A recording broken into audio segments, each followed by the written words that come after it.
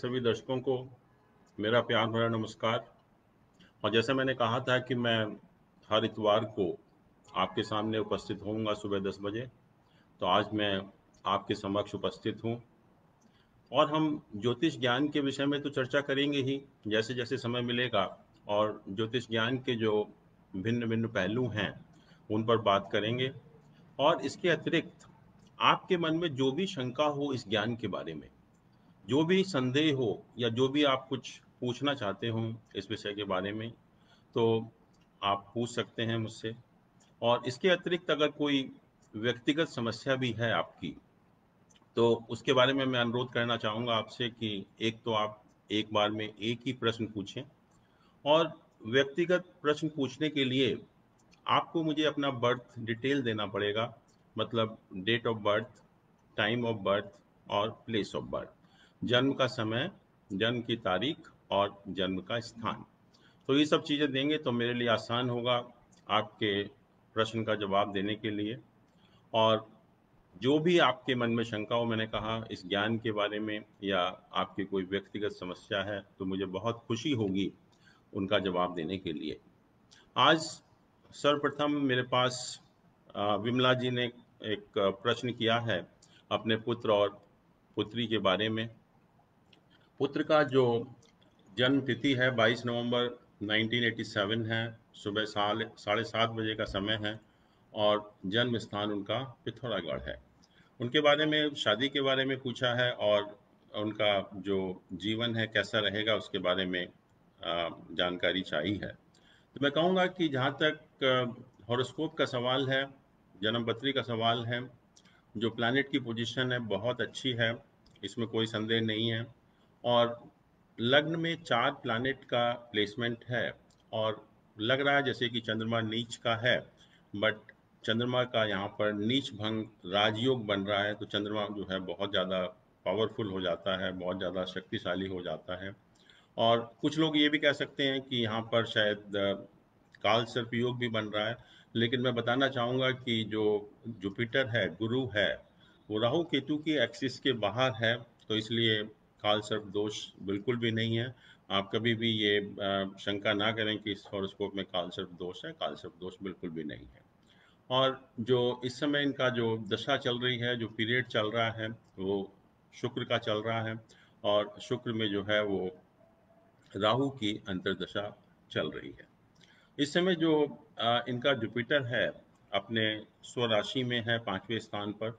इसको बहुत अच्छी स्थिति मानी गई यहाँ पर गुरु प्लैनेट की, क्योंकि गुरु ही एक ऐसा प्लैनेट है जो हमको लाइफ में प्रोस्पेरिटी देता है। तो उस पॉइंट ऑफ व्यू से गुरु का प्लेसमेंट बहुत अच्छा है। और मैं कहूँगा कि जो पीरियड चल रहा है इनके लिए बहुत शुभ है। अगर प्रोफेशन की भी बात करें या लाइफ के किसी भी पहलू की बात करें तो सबके लिए बहुत अच्छा है।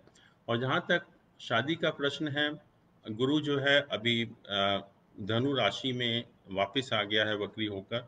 और ये नवंबर में वापस अपना मकर राशि में जाएगा।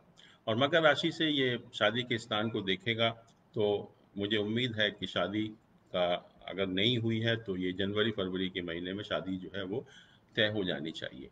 और वैसे भी समय बहुत अच्छा है हर एंगल से, तो इसलिए आगे भी जो है जब तक ये शुक्र की दशा है मुझे नहीं लगता कि कोई प्रॉब्लम होगी। और बल्कि ये जो शुक्र और गुरु का पीरियड आएगा सितंबर 22 से, उस टाइम इनके जो प्रोफेशन है उसमें बहुत ज़्यादा प्रोग्रेस होगी। और इतनी प्रोग्रेस होगी जो कभी आप सोच भी नहीं सकते एक्चुअली। जहाँ तक पुत्री के हॉरोस्कोप का सवाल है, उनका जो मुझे जो डिटेल दिया गया है वो 1 नवंबर 1990 है। टाइम रात को 11:01 है और पिथौरागढ़ का है। इनके जहाँ तक हॉरोस्कोप की बात है, इनका जो गुरु है लग्न में उच्च का, वही इसकी एक विशेष बहुत अच्छी बात है इस जन्मपत्री की। क्योंकि कहते हैं कि अगर गुरु किसी भी फीमेल का या किसी भी लड़की का अगर उच्च का होता है और वो भी लग्न में, तो ये बेस्ट पोजीशन गुरु की मानी गई। और हम कहते हैं कि जब गुरु लग्न में होता है तो उस व्यक्ति को का ईश्वर उसका साथी होता है। जब भी कोई ज़रूरत पड़ती है, कभी भी लाइफ में समस्या आती है, तो God will take care actually, you always get providential help. तो उस पॉइंट ऑफ व्यू से बहुत अच्छा हॉरोस्कोप है। और बाकी भी जो प्लैनेट की पोजीशन है, बुध आदित्य योग है, और जो सन हमको सूर्य दिख रहा है कि डेबिलिटेटेड है, नीच का है, वो नीच का नहीं है, उसका भी नीच भंग हो रहा है, तो उसकी भी पोजीशन बहुत पावरफुल है। और लग्न का स्वामी जब 9th हाउस में बैठता है भाग्यस्थान में, तो व्यक्ति का जो लाइफ होती है बहुत अच्छी होती है। और इनकी भी जो इस समय दशा ऑपरेट हो रही है वो है, सन की दशा चल रही है, और सन में जो है राहु का पीरियड चल रहा है। और राहु का पीरियड जो है ये 17 मई 21 को ख़त्म होगा। उसके बाद सब पीरियड जो अंतर्दशा गुरु की आएगी। तो मुझे लग रहा है कि जैसे ही मई ख़त्म होगा, मई 21 ख़त्म होगा, उसके बाद जो है वो शादी का डिसीजन हो जाएगा, शादी तय हो जाएगी। और जहाँ तक वैवाहिक जीवन का सवाल है, शादी में कोई भी समस्या नज़र नहीं आती, और उसको के हिसाब से लाइफ में बहुत समृद्धि रहेगी, प्रॉस्पेरिटी रहेगी, और वैवाहिक जीवन बहुत अच्छा है, पैसे की कभी कमी नहीं होगी। तो इस पॉइंट ऑफ व्यू से ये हॉरोस्कोप मैं कहूँगा कि बहुत ही अच्छा हॉरोस्कोप है, बहुत ही शक्तिशाली हॉरोस्कोप है, और लाइफ में कोई ऐसी समस्या नहीं आने वाली है। हम ज्योतिष की बात कर रहे थे, और मेरा, जैसे मैंने कहा था कि मेरा पर्पस है कि एक अवेयरनेस क्रिएट करना, आप सभी के सभी को बताना है कि ज्योतिष ज्ञान क्या है, और ये हमारे निजी जीवन में हमें किस तरह से लाभ पहुंचा सकता है। बहुत सारे सिद्धांत हैं ज्योतिष के बारे में, और मैं आज थोड़े से सिद्धांतों की बात करूंगा आपके सामने। कि अभी मुझे ध्यान है कि कुछ वर्ष पहले रीडर डाइजेस्ट में एक लेख आया था, और उसका जो शीर्षक था वो था, does the moon make us mad. और ये कोई जेफ रेनिकी ने आर्टिकल लिखा था।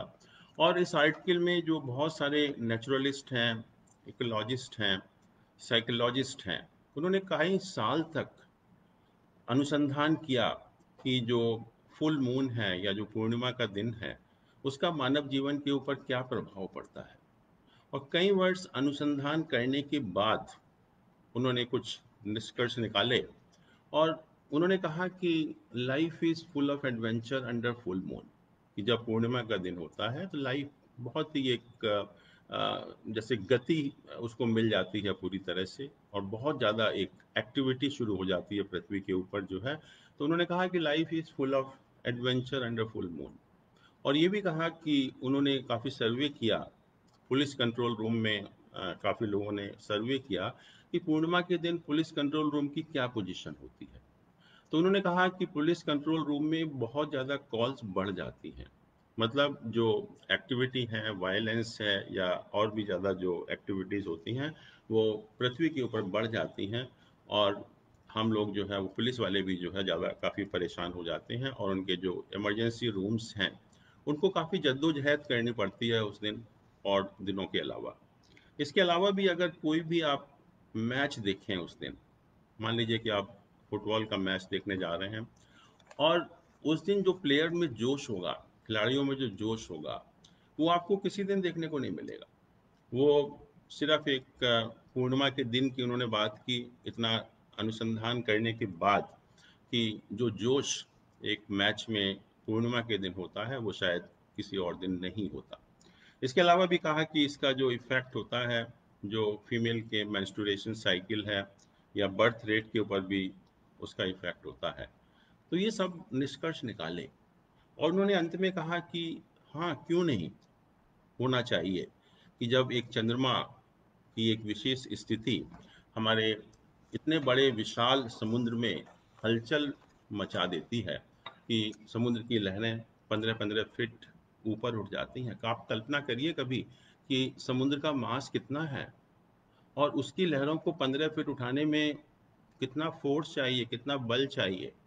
और वो पॉसिबल है एक सूर्य और चंद्र की विशेष स्थिति के कारण। तो ये बहुत रिसर्च करने के बाद सारे साइकोलॉजिस्ट, इकोलॉजिस्ट और नेचुरलिस्ट ने कहा और रिसर्च की, और उसके बाद ये जो परिणाम निकला। लेकिन किसी ने नहीं कहा कि हम ज्योतिष में हजारों हजारों साल से ये कह रहे हैं। ये जो ज्योतिष का बेसिक सिद्धांत है कि जब भी पूर्णिमा का दिन होता है या अमावस्या का दिन होता है, उस टाइम जो सन और मून का ग्रेविटेशनल पुल कंबाइंड हो जाता है, और कंबाइंड होने से हमारा शरीर जो है उसका प्रभाव उसके ऊपर सबसे ज़्यादा पड़ता है। और जैसे मैंने कहा था आपको पहले भी कि हमारा जो शरीर है वो 70% पानी है, वाटर है, और उसके अंदर जो सॉल्ट्स हैं वो एग्जैक्टली वही सॉल्ट हैं जो कि समुद्र के पानी में है। एंड उससे भी ज़्यादा आप सरप्राइज होंगे कि जो सॉल्ट्स का परसेंटेज, प्रतिशत जो समुद्र के पानी में है, वही सॉल्ट का जो प्रतिशत है वही हमारे ब्लड में है। तो जब सन और मून की एक विशेष स्थिति इतने बड़े समुद्र को बुरी तरह से प्रभावित कर सकती है, तो हमारे शरीर को क्यों नहीं करेगी। एंड ये कहा उन्होंने इतनी रिसर्च करने के बाद, और हमने हजारों हजारों साल पहले हमारे जो ऋषि मुनि हैं या वेदों से जो प्राप्त हुआ है हमें ज्ञान, उसमें ये कहा गया, और कोई उस बात की चर्चा नहीं करता। पता नहीं कि हम लोगों को एक शर्म आती है कि जब हम कहते हैं कि हम किसी ज्योतिषी के पास जाते हैं। मेरे पास बहुत लोग आते हैं, और मैं ऐसे लोगों की बात कर रहा हूँ जो कि बहुत हाई पोजीशन में हैं। तो सबसे पहले वो एक ही प्रश्न कहते हैं मुझसे कि जैन साहब, आपसे एक रिक्वेस्ट है। मैं क्या रिक्वेस्ट है? पहले तो आप किसी को बताइएगा नहीं, और दूसरा हम रात को आएंगे आपके पास जिससे कोई देख ना ले। मुझे बहुत गुस्सा आता है उस टाइम। मैं कहता है ज्ञान है, हम एक डॉक्टर के पास जाते हैं तो आपको शर्म आती है, आप बड़े गर्व के साथ कहते हैं कि हम उसे इस हॉस्पिटल में दिखा के आए हैं, हम उसको इतने पैसे देकर आए हैं, और इतना क्वालिफाइड डॉक्टर है। हम बहुत गर्व के साथ सबको बताते हैं, और ज्योतिष के पास जाने में हमको शर्म महसूस होती है। हम कहते हैं कि हम रात को जाएंगे, आप किसी को बताइए मत। और इतनी जो रिसर्च हो रही है साइंस की, या जो मैंने कहा कि और लोग भी जो रिसर्च कर रहे हैं, सबका निष्कर्ष वही निकल रहा है जो हमने ज्योतिषियों ने सालों साल हजारों साल पहले कहा, वही इसको हम बार बार रिपीट कर रहे हैं। और ज्योतिष कहते हैं तो हम मानते नहीं हैं, और अगर अ, और कोई कहता है तो हम मानने को तैयार हो जाते हैं। और लोग कहते हैं कि हाँ, ज्योतिष एक there no scientific basis of ज्योतिष। मैं अक्सर उनसे पूछता हूँ कि आप मुझे बता सकते हैं कि साइंस की डेफिनेशन क्या है? अगर आप डिक्शनरी में देखें तो साइंस की meaning, you will surprise to know कि any knowledge put in a systematic order is known as a science. Science का कोई नहीं कहता कि 2+2=4 इज ए साइंस। अगर ऐसा होता तो शायद हम पॉलिटिकल साइंस को साइंस नहीं कहते, हम सोशल साइंस को साइंस नहीं कहते, हम लीगल साइंस को साइंस नहीं कहते। तो साइंस में कभी भी ये नहीं है कि 2+2=4 है, और साइंस में भी कभी नहीं होता 2+2=4। छोटी सी एग्जांपल मैं दूं कि पहले कहा कि एटम इनडिविजिबल है, उसके बाद थ्योरी आई कि नहीं, एटम को हम न्यूट्रॉन, प्रोटॉन, इलेक्ट्रॉन में डिवीजन कर सकते हैं उसका।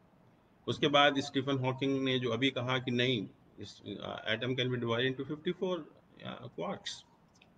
तो साइंस भी कभी नहीं कहता कि जो आपने एक बार कह दिया उसको आप चेंज नहीं कर सकते। आप रिसर्च करने के बाद जब और जानकारी उस विषय की प्राप्त करेंगे तो डेफिनेटली आप और आगे बढ़ेंगे उसके विषय में। तो साइंस का मतलब कभी भी नहीं होता। और जनरली लोग कहते हैं कि नहीं, एस्ट्रोलॉजी में कोई साइंटिफिक बेस नहीं है। मैं कहता हूँ कि सबसे ज़्यादा बड़ी बेवकूफ़ी कर रहे हैं कि अगर कोई ये कहता है, क्योंकि यही एक ऐसा ज्ञान है जो हजारों साल पुराना और बहुत ही एक क्रमबद्ध तरीके से, बहुत ही एक तरीके से लिखा हुआ है, वो हमको प्राप्त हुआ है, लेकिन हम पढ़ना नहीं चाहते। जैसा मैंने कहा भी था कि यूनिवर्सिटी ग्रांट कमीशन ने अध्यादेश जारी किया था तो देश में हंगामा हो गया था। अभी भी बहुत कम विश्वविद्यालय हैं या विद्यालय हैं जो इस विषय को पढ़ाते हैं।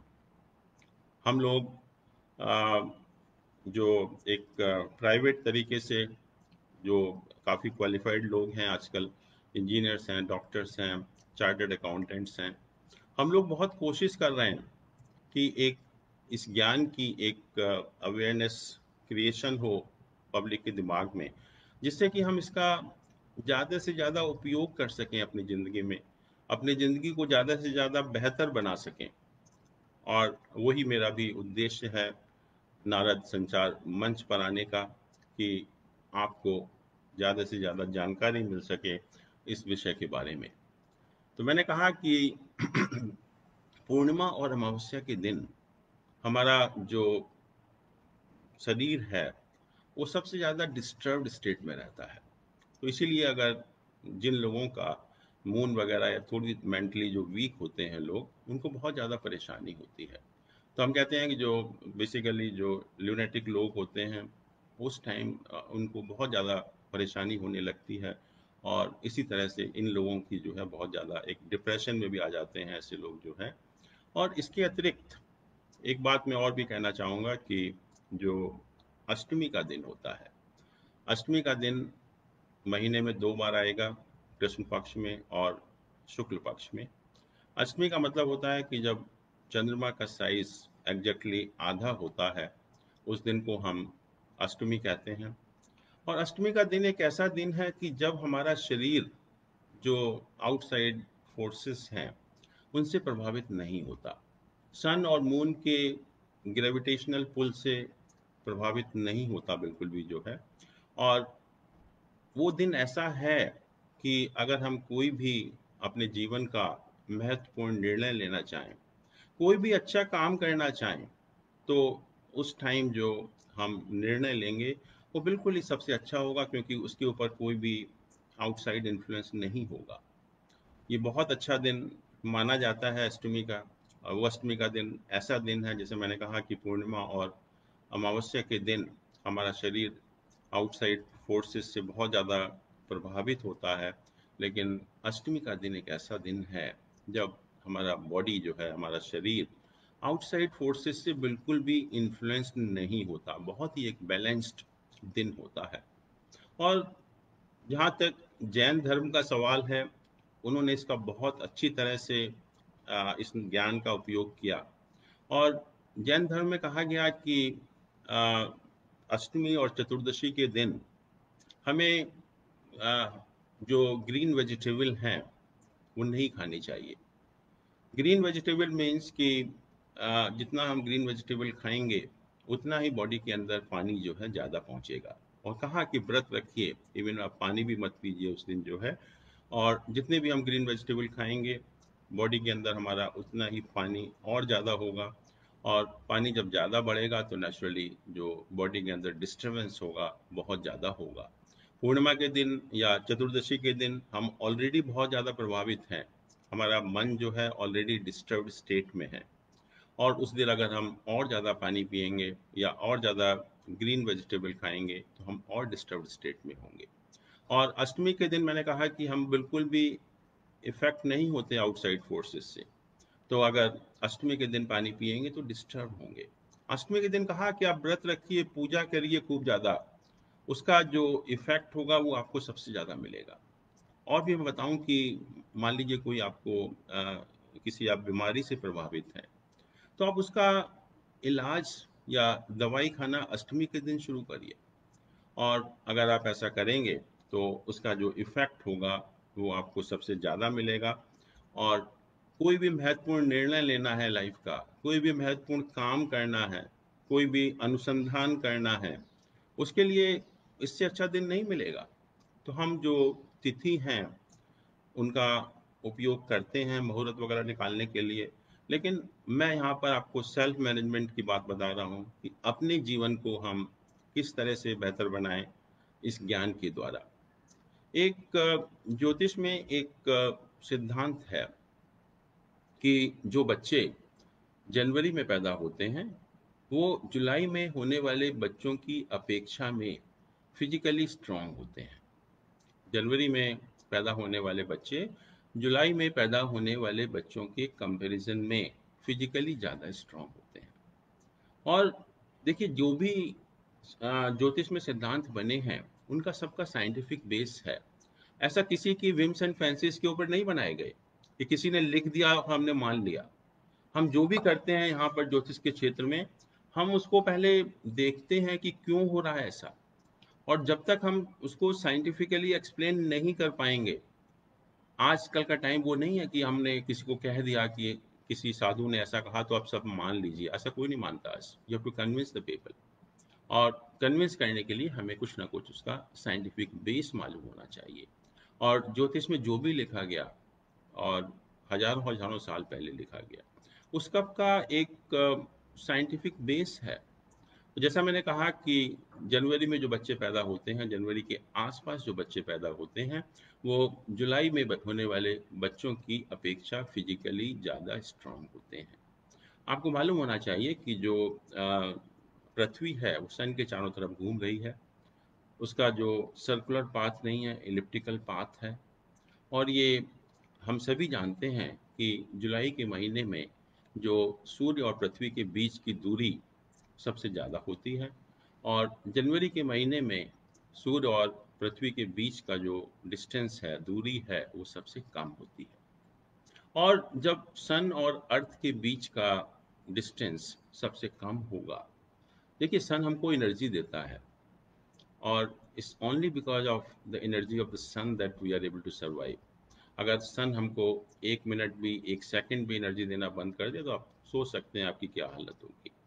और ये वैज्ञानिक तौर पर सिद्ध हो चुका है कि जो सन की एनर्जी हमें जनवरी में मिलती है, वो जुलाई में मिलने वाली एनर्जी की अपेक्षा 7% ज़्यादा होती है। 7% और 7% बहुत है कि अगर हम 7% एनर्जी हमको सन की मिल रही है, this is much more than what we get in the month of July. अब आप देखिए क्या इसका इफेक्ट होता है। मैं दो तीन तरह से आपको बताऊंगा। सब प्रथम आप देखिए कि हम जानते हैं कि नवंबर से लेकर मार्च तक का जो समय होता है, उसको हम हेल्दी सीजन बोलते हैं।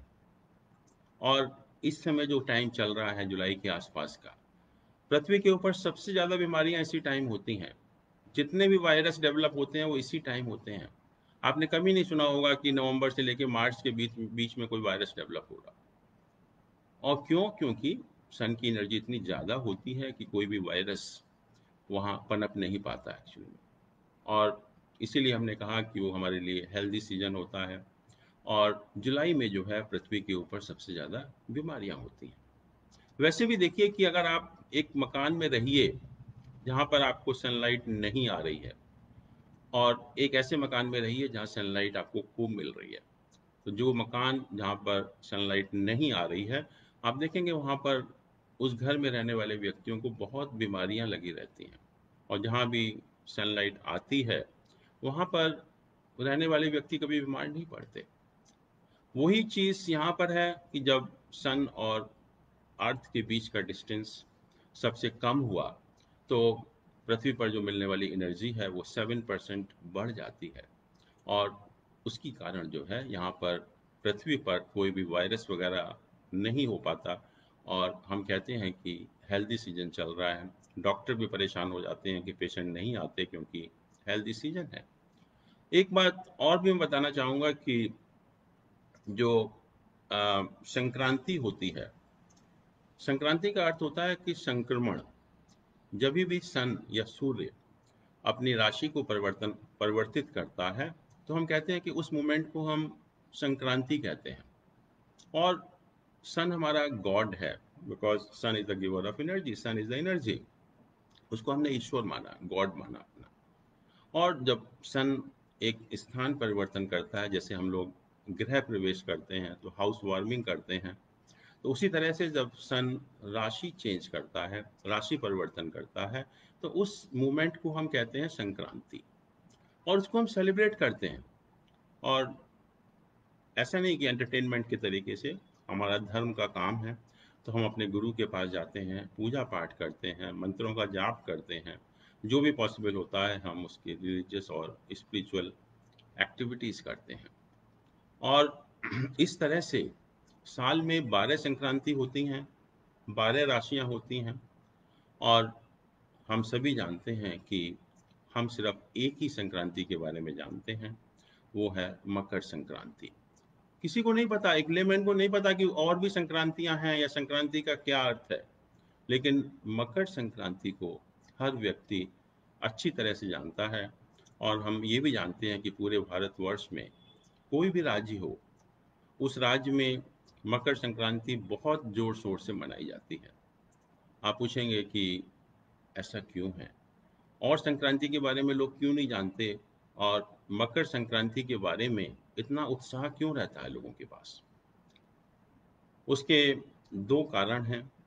जैसे मैंने कहा कि मकर संक्रांति का अर्थ होता है कि जब सूर्य जो है मकर राशि में प्रवेश करता है, और सूर्य जो है मकर राशि में करीब 14 जनवरी के आसपास प्रवेश करता है। तो इसलिए हर वर्ष 14 जनवरी के आसपास, 14 या 15 जनवरी को मकर संक्रांति मनाई जाती है, और उसको हम बहुत जोश में उसमें मनाते हैं। और संक्रांति के बारे में कोई आइडिया नहीं है, जो बाकी लेकिन जो लोग जानते हैं, जो हम लोग ऐसे लोग जिनको ज्ञान है ज्योतिष का, वो 12 संक्रांति मनाते हैं। बट बाकी लोग जो है, एक लेमैन या जनरल पब्लिक, सिर्फ मकर संक्रांति को ही जानती है। वो ही जानती है कि उस दिन बहुत उत्साह से पूरे भारतवर्ष में एक विशेष दिन होता है, विशेष पर्व होता है, और हम उसको बहुत जोर शोर से मनाते हैं। और उसके दो कारण हैं। एक तो मैंने कहा कि जो सूर्य और पृथ्वी के बीच की दूरी सबसे कम होती है, और हमको सूर्य देवता बहुत पास नज़र आते हैं। हमको उसकी बहुत ज़्यादा एनर्जी मिलती है, उससे हमारी फसलें वगैरह भी अच्छी होती हैं, और हमारे मन में बहुत उत्साह होता है कि जैसे कोई हमारा गुरु बहुत हमारे पास आ जाए, उससे हमें बहुत ज़्यादा एनर्जी मिले, हमारा शरीर स्वस्थ रहे, हमें हर प्रकार की खुशी दे। तो इससे अच्छी बात क्या हो सकती है। इसके अतिरिक्त इसका एक कारण और भी है, ज्योतिष कारण, कि जब सन मकर राशि में प्रवेश करता है, या मकर संक्रांति के दिन उत्तरायण की शुरुआत होती है। उत्तरायण और दक्षिणायण, ये दो साल को हमने 6-6 महीनों में डिवाइड किया। जब मकर राशि से मिथुन राशि तक सूर्य रहता है तो हम उसको उत्तरायण कहते हैं, और बाकी समय को हम दक्षिणायन कहते हैं। और आपने अगर महाभारत देखी होगी, तो जब भीष्म पितामह को, जब वो बाणों की शैया पर लेटे हुए हैं, और उनको वरदान था कि अपने अपने अपने हिसाब से या अपनी इच्छा के हिसाब से प्राण त्याग कर सकते हैं, बट वो प्राण त्याग नहीं कर रहे। और आप सोच सकते हैं कि कितना कष्ट हुआ होगा। बट अगर आपको ध्यान है तो उन्होंने कहा कि मैं उत्तरायण का इंतजार कर रहा हूँ, और जैसे ही उत्तरायण की शुरुआत होगी जब मैं अपने प्राण त्याग करूंगा। तो उत्तरायण का अर्थ होता है कि एक शुभ समय की शुरुआत, और 14 जनवरी को मकर संक्रांति के दिन ज्योतिष के हिसाब से एक शुभ समय की शुरुआत होती है। आपने रामायण भी देखी होगी, और कुंभकर्ण का नाम भी सुना होगा, और उसके बारे में कहा जाता है कि वो 6 महीने सोता था और 6 महीने जागता था। मैं आपको बता दूं कि बहुत विद्वान आदमी था, और हम लोग कहते हैं कि इससे बड़ी बेवकूफ़ी कोई नहीं कर सकता, बट मैं कहूँगा कि इससे बड़ा जो मैनेजमेंट का ज्ञाता कोई नहीं हो सकता। कि जब शुभ समय है, जब अच्छा समय है, जब आप रिसोर्सेज का ऑप्टिमम यूटिलाइजेशन कर सकते हैं, जब आप अपनी प्रोडक्टिविटी को बढ़ा सकते हैं, जब आप अपनी एफिशिएंसी को बढ़ा सकते हैं, मैनेजमेंट यही तो कहता है कि आप अपने रिसोर्सेज का फुल यूटिलाइजेशन करिए, अपनी प्रोडक्टिविटी को बढ़ाइए, अपनी एफिशिएंसी को बढ़ाइए। This is what he used to do, कि जो शुभ समय है उसमें काम किया, और जो अशुभ समय है जिसमें हम लोग गलती भी कर सकते हैं, या और भी कुछ कर सकते हैं, और उसका हमें जो रिजल्ट मिलेगा बहुत अच्छा नहीं मिलेगा, उसमें आप शांति से सोइए, शांति से आराम करिए। तो उससे बड़ा कोई मैनेजमेंट का ज्ञाता नहीं हो सकता। हम कितना भी कहें कि बहुत बड़ी बेवकूफ़ी नज़र आती है, लेकिन उस टाइम के हिसाब से I think he was really a management Guru of that time, कि जो अपने समय को, अपने रिसोर्सेज को पूरी तरह से यूटिलाइज करे। तो बहुत सारी चीज़ें हैं इस तरह की। और जैसे मैंने कहा कि संक्रांति तो 12 होती हैं, और जिनको भी ज्ञान होता है इस विषय का, वो 12 की 12 संक्रांति मनाते हैं। लेकिन एक जनरल, एक जो हमारी हम लोग हैं, या लेमैन है, या पब्लिक है, वो जो जिनको ज्योतिष का ज्ञान नहीं है, वो एक मकर संक्रांति को बहुत विशेष रूप से मनाते हैं। तो मैंने कहा था कि मैं यहाँ पर आधे घंटे के लिए अवेलेबल रहूँगा। मुझे बहुत अच्छा लगा कि आपसे बात करके, और मैं चाहूँगा कि अ, आपके मन में जो भी इस विषय के बारे में जानकारी प्राप्त करना हो, कोई भी शंका हो या कोई भी आपकी व्यक्तिगत समस्या हो, मैं उसका भी जवाब देने के लिए तैयार हूँ। और अगले बार से मैं आपसे रिक्वेस्ट करूँगा कि आप आएँ, आप जॉइन करें इस मंच को, और जो भी प्रश्न हो आपके मन में इस विषय को लेकर, और मुझे बहुत खुशी होगी मैं अगर उसका कुछ भी आपके सॉल्यूशन आपको बता पाऊँगा। धन्यवाद, बहुत-बहुत आपका धन्यवाद।